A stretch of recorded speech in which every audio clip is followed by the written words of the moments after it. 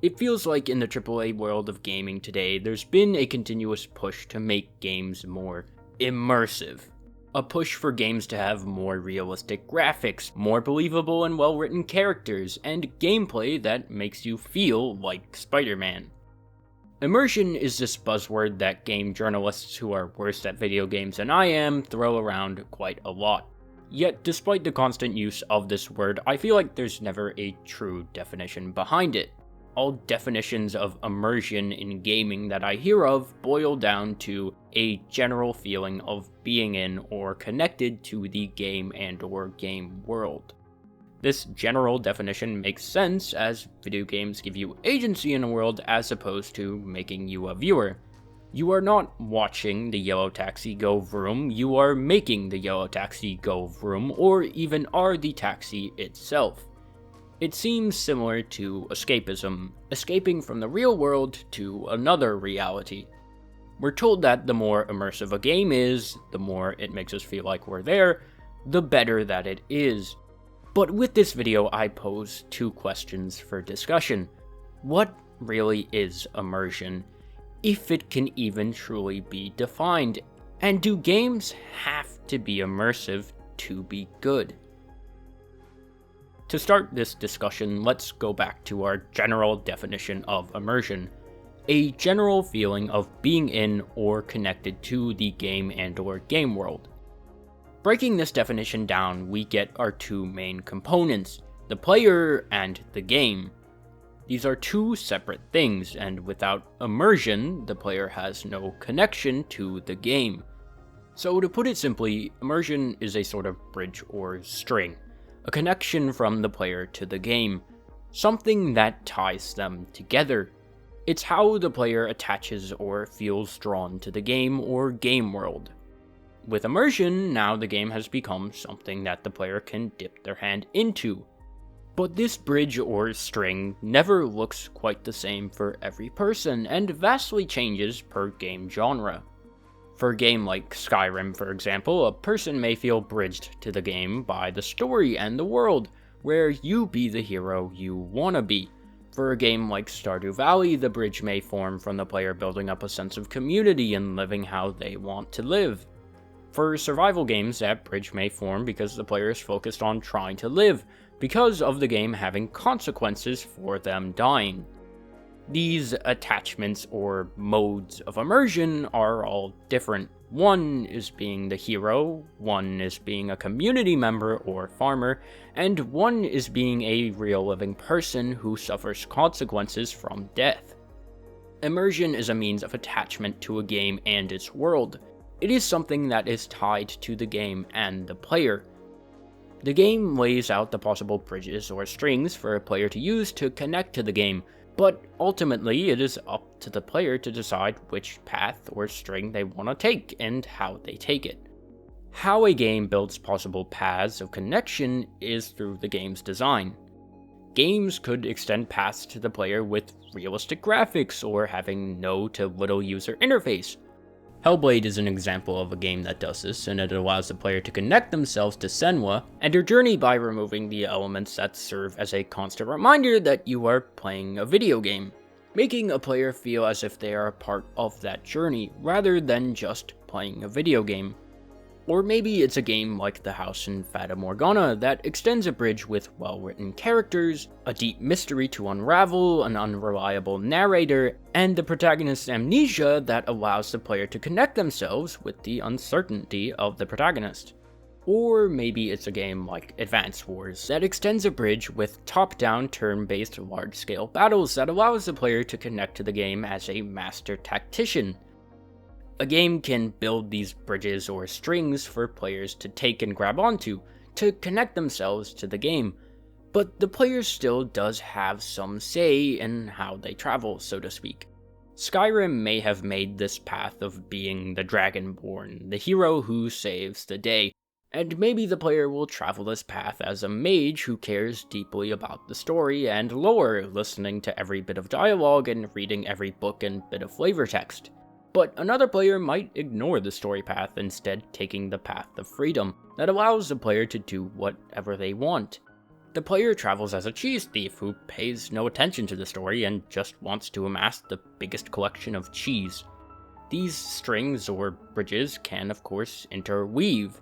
It's better to look at immersion as a connection between the player and the game, and if you look closer, that connection is multiple different ones interweaving together, like smaller threads of a larger string. And there can be many threads in that string, or maybe just a few threads in that string. Maybe my main bridge to Skyrim is just stealing cheese. I'm engaged with the elements of the world and connected to it through the stealth mechanics and NPCs, but I'm not as engaged as other players might be. If we look at multiplayer games, this notion of immersion gets even more interesting.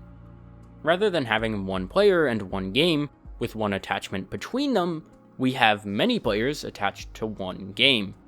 Each person is tied to one game, yet all their tethers are interwoven with each other, because you can acknowledge you're not the only person in the game.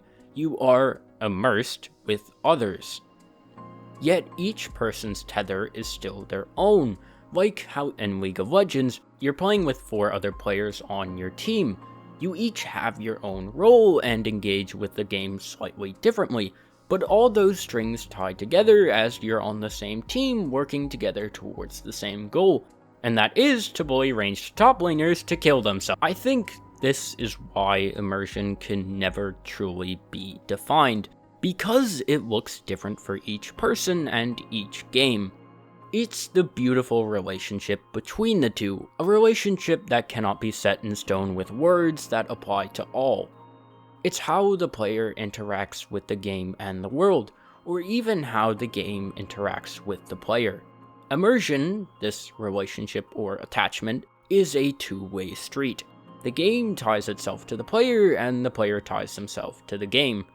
Normally, you think of players always being the ones interacting with the game, the ones tied to the game, but the game is also tied to the player, and thus can interact with them. Although this interaction is more limited. The game interacting with the player can be seen through characters in the game talking to the character that you control, the game having consequences for important decisions that you make, or the game going so far as to break the fourth wall and interact with you, the actual player, rather than the character you control. This can be seen in a game like One Shot, which acknowledges you, the player, that is controlling the character, Nico. The game will leave you with messages that you can find in your computer, messages meant for you. This is the most direct way of the game interacting with the player, reaching out to the actual you rather than the you in the game world. With all this being said, I think there can be many forms and means of immersion, many ways for a player to attach themselves to the game, and for the game to attach itself to the player. And I would like to bring up another unique example of immersion, what this video was originally gonna be about until I started thinking about what immersion actually meant. Anyway, I'm talking about the game Tunic and how it uses the lost art of video game manuals as a means of immersion. Video game manuals were a thing that always used to be included with the game, packed in with the case and the cartridge or disc. During the 80s and 90s, manuals were used to make up for what the video games could not provide. They were a way for the player to further immerse themselves, to further attach themselves to the game world. They allowed for the pixelated worlds to further come to life, providing full and detailed illustrations of the pixelated characters and places that represented them. Game manuals had additional lore and background information of characters and places that couldn't be put on a cartridge with limited space. They were a record of controls, tips, and tricks how the player could interact with the world, and they gave a full perspective with world maps and the smaller details of certain areas. The player could attach themselves to the game and its world with a video game manual, albeit through a more indirect way. Games had a limit on how thick of strings they could make for the players to attach themselves to. Thus, they would make a string using threads from an external source, the manuals, to make the string seem more thicker and tight, making the attachment bigger and stronger. The manuals were another means of immersion, a unique attachment. Super Eyepatch Wolf made a video on fake video games, and there's a segment in that video where he talks about how people make manuals of their made-up fake video games to build up the world of their game without actually making the game. I highly recommend you go watch it, which you probably already have, but if you haven't, you should, and it ties into what we're talking about here. Tunic is a game that revives that old way of immersion. Tunic is a sort of game within a game, and that game is heavily inspired by old-school Zelda games. The game Tunic is a game about finding a mysterious game, a game in a language you don't understand and where there are no tutorials. However, this game does have a manual that has been torn apart in which its pages are scattered about in the game world.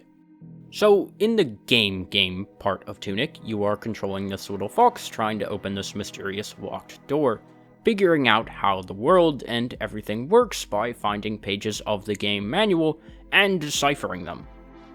The pages of the manual are not in English, but they are illustrated, so you have to use your head and piece together what they mean. You'll find notes written down on some pages as if this game and its manual were used by someone else before. Tunic is a game that extends a string interwoven with threads of the game manual, much like how other games did back in the day, and this string is so unique and allows for a different type of discovery. The player picks up clues and information about the game through this external attachment, and takes it to the actual game, piecing it together there.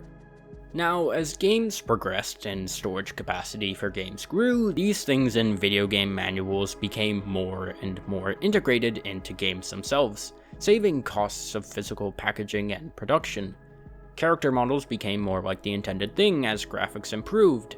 Games became able to have more grand stories that feed you more lore, and ways of being able to discover that lore in the world, like the audio recordings left around in BioShock. Games started having actual tutorials that are logged in game menus and are easy to turn back to. Game world details and how you could interact with them became more clear, with button prompts and highlighted objects in the environment, and big maps being accessible in menus. I don't think that these changes and progressions are bad, but it has led to the loss of a certain kind of discovery and immersion for players. A kind where you look through and interact with the game's world via another perspective, and you take that knowledge with you to the actual game world and apply it there. The push for games to be more and more immersive, to enlarge and strengthen that attachment or tie to a game, bringing the game and the player closer together to the point where there is no border between the player and the game and they become one, has led to the gaming industry to lose touch with other ways of immersion in games. Some people argue that VR is the future of gaming and the best means of immersion, but I disagree. I do play a lot in VR and do quite enjoy it, but I don't think that it's the future of gaming. I think it's just another means of immersion, which is good, as there should be many means of immersion, or many different types of threads and strings. I think what makes video games so great is not that they're immersive, but that they can be immersive in so many ways. That there's such a wide variety of options of bridges or threads of string provided to a player, that I can go from playing a game where I'm attached to a xenobiologist lost in an alien ocean, being their guiding AI that can only see and interact with them through a control panel, to playing a game where I'm fished out from a lost sea of souls and presented with my life flashing by literally in the blink of an eye. Or to a game where there's really no part of me in it, and I'm just a dude placing monkeys to pop balloons. I don't think that we need a game to be super immersive to enjoy it, or for it to be a good game. Sometimes I think we don't need to have a deep attachment or tie to a game to have a good time with it. Like my attachment or immersion with Bloons Tower Defense 5 is that I place monkeys to pop balloons. I'm not a protagonist on a deep journey that is deeply tied to my decisions, I'm just a guy trying to get a high score. Don't get me wrong, I'm not shitting on games that have large and deep attachment to players. Before Your Eyes is possibly one of my favorite indie games, if not favorite games of all time, and I had such a deep attachment to it, feeling the literal and metaphorical weight of my eyes and the weight that they had on the narrative, as closing my eyes meant missing precious moments and memories that the protagonist had forgotten. making them feel as if they were forgotten memories of my own, as the game is always from the first-person perspective. But man, sometimes I don't play games to have my heart ripped out of my chest, or feel like my decisions and how I interact with the world and the characters have real consequences. The push for more immersion, the push to forget that you are playing a video game, can go too far to the point of escapism. I made a whole ass video on why escapism is not good, looking at it through the lens of the game What Remains of Edith Finch, so you can go watch me ramble on about that there. But basically, escapism can be an unhealthy rabbit hole. Sometimes we want to escape the reality that we are in and find refuge in another, breaking off our ties to the real world, but that leaves our problems and issues in the real world to fester, or could even make issues in the fake reality feel real and cause actual damage to us. Psychology aside, sometimes we play games to feel something or avoid feeling something, or to feel a lack of anything. I think it's okay for a player to not feel much emotion-wise when playing a game, to not have a deep attachment to it. We all have games that are just stupid fun to us, something we put on for a simple fun time, a game that we play not to get lost in another world, but a game that we play simply just to play a video game. If that makes sense. Anyways, that's gonna be it for this video. As always, subscribe and maybe like the video, and maybe check out my other content that I made, and I have more content planned, and it will be coming out soonish? I don't know. I have a job. We'll see when I get it out. It probably won't be another month, but we'll see. Anyway, please comment down below on what video game immersion means to you, and your own special attachment to games, and the unique ways that games have immersed you. Like, what game design decisions were made to build that bridge of immersion. After all, this video was meant to be a discussion, so please discuss. Just be civil, please. Even though I know there are gonna be some of you who, of course, are gonna be fucking assholes. Anyway, that's it. Bye-bye.